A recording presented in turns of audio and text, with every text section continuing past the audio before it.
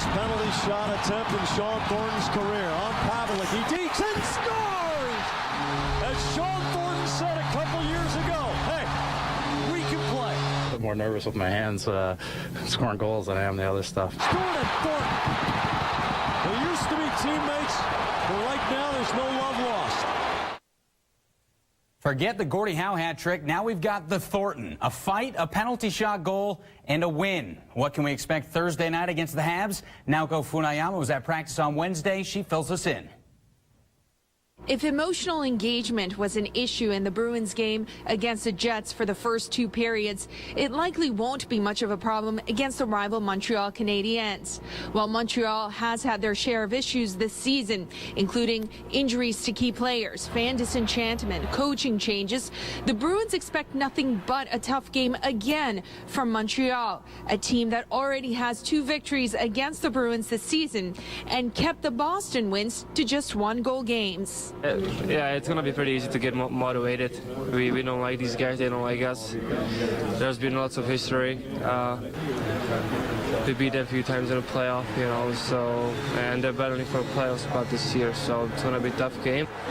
We got to keep that upon ourselves to keep working at it, to keep that pace high, because as you saw, if we do that, you know, we have a third period like we did last night, and if we don't, we have the first 2 periods like we did last night. They feel confident when they play against us, and then they play a style that gives us some issues, and we have to really battle hard to beat those guys. The Canadiens game on Thursday is the last of the Bruins homestand. They'll hit the road after that for 4 games in Carolina, Florida, Tampa, and New Jersey before coming home for their tilt against the New York Rangers next weekend.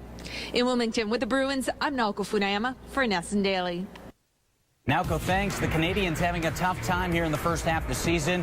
Low points include a slow start, a coaching change, even this January 2nd fight between PK Subban and Thomas Plekanec in practice.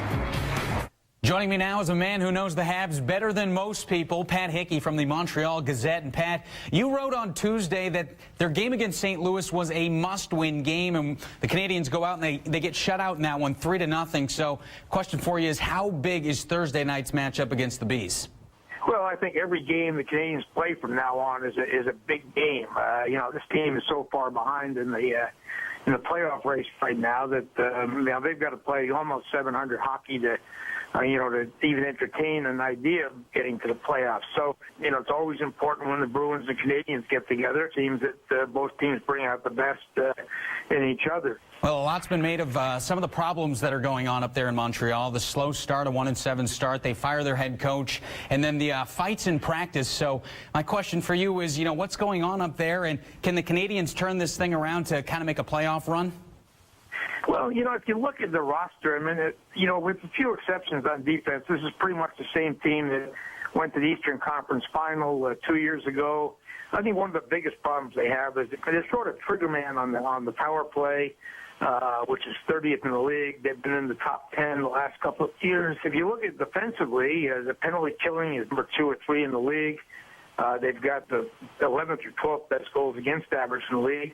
So, I mean, defense is certainly doing the job. It's just the offense has been terrible. Pat Hickey, the Montreal Gazette. Pat, thanks for the time tonight. Enjoy the game on Thursday.